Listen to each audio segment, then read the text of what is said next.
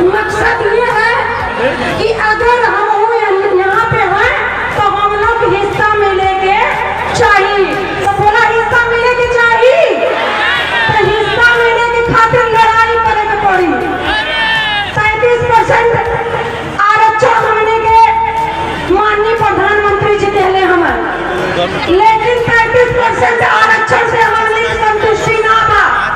हमने माननीय प्रधानमंत्री से मांग करी कि हमने के 50% आरक्षण दी, ताकि हमारी बहनें भी डीएम, एसडीएम, कलेक्टर, दरोगा बन गए, हमारी बहनों का भी गरीबी दूर हो।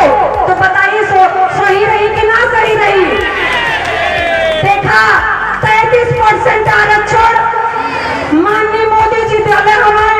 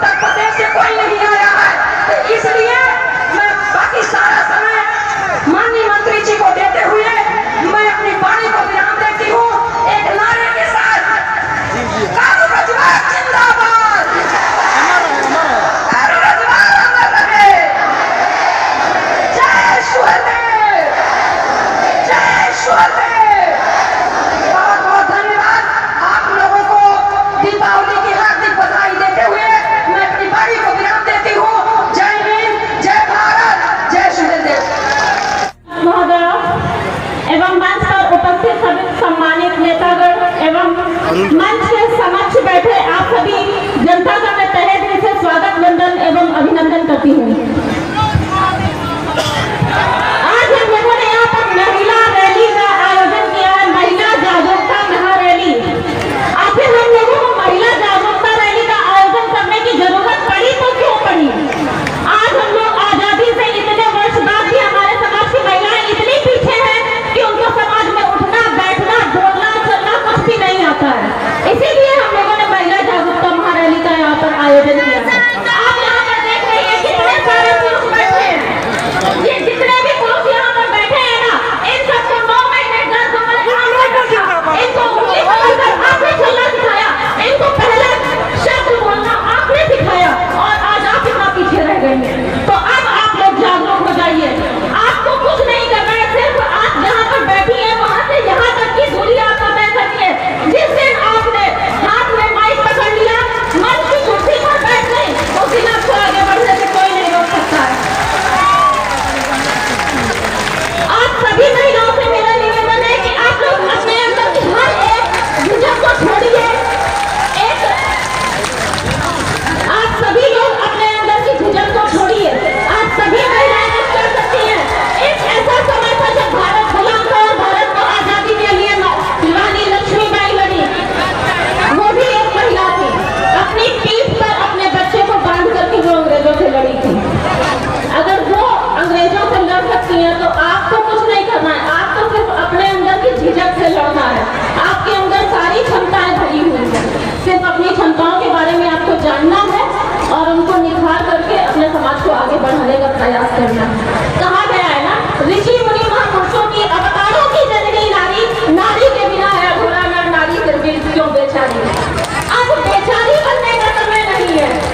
सृष्टि के सृजन में हमने साथ दिया है, सृष्टि के संघार में हमने साथ दिया है, तो हम अपने आप को आगे बढ़ाने से पीछे क्यों रह सकते हैं?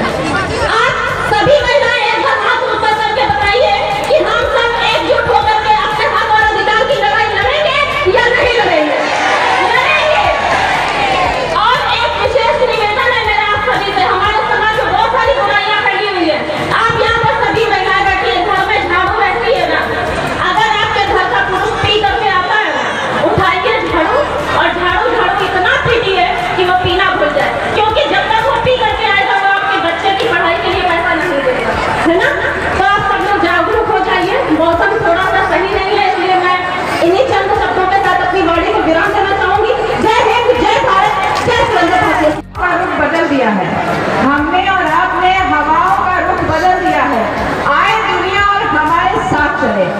सर्वप्रथम रावत की सम्राट महाराजा सुहेलदेव जी के चरणों में श्रद्धा सुमन अर्पित करते हुए समता स्वतंत्रता न्याय बंधुत्व का नारा देने वाले बाबा भीमराव अम्बेडकर को नमन करते हुए महिलाओं को शिक्षा का अधिकार देने वाली सावित्रीबाई फुले को नमन करते हैं। मंच पर विराजमान हमारे सुहेलदेव हाथी समाज पार्टी के सभी सम्मानित पदाधिकारी, नेतागण और यहाँ उपस्थित मेरी माताएं बहनों, मैं आप सभी का एक साथ स्वागत, अभिनंदन, वंदन करती हूँ। और सुहेलदेव हाथी समाज पार्टी के 22वें स्थापना दिवस पर मैं आप सभी को और सभी कार्यकर्ताओं को तहे दिल से मैं बधाई देती हूँ, क्योंकि कार्यकर्ता ही जो है वो पार्टी की नींव है। आज मैं कुछ और सोच के आई थी बोलने के लिए, लेकिन आज मुझे ये ऐतिहासिक भीड़ देख के मैंने कुछ और सोचने का, बोलने का सोचा है। लेकिन जब मैं पढ़ाई कर रही थी तो हमेशा हम लोग को इतिहास पढ़ाया जाता था, तो उसमें हम पढ़ते थे कि बाबा साहब भीमराव अम्बेडकर थे जिन्होंने संविधान लिखा, उनको पढ़ने का अधिकार नहीं मिला। उनको जब वो स्कूल पढ़ने जाते थे तो पानी पीने तक के लिए उनको नहीं मिलता था। बड़े मुश्किल से उन्होंने पढ़ाई की, उन्होंने 33 डिग्रियां ली, 9 भाषाएं उन्होंने पढ़ी, इतनी कठिनाइयों के बाद भी। सावित्रीबाई फुले के बारे में हमने पढ़ा कि जब महिलाओं को पढ़ाने निकली तो उन पे लोग गंदगी फेंकते थे, वो 2 साड़ी और जब वो पढ़ाने जाती थी महिलाओं को तो उनको बहुत ही संघर्ष करना पड़ता था।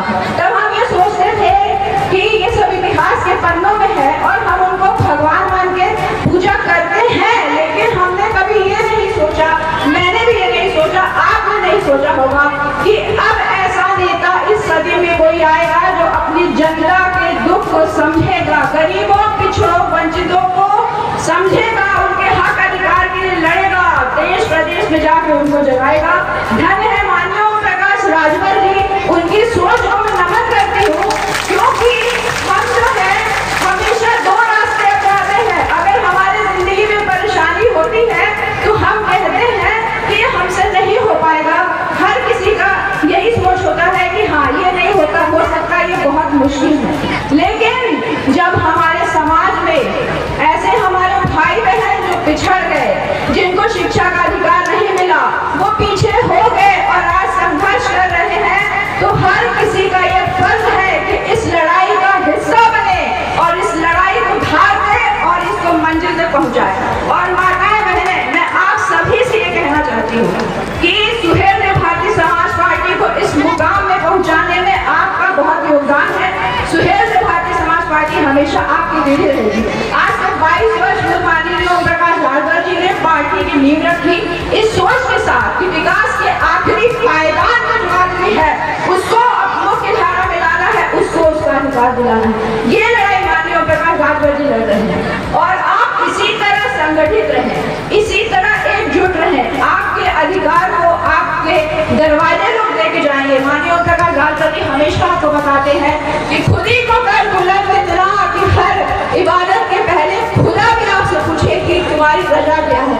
ये माननीय ओम प्रकाश राजभर जी समझाना आपको चाहते हैं, देश को दिखाना चाहते हैं कि अगर आप देश में हैं तो आपका हिस्सा मिल के रहेगा।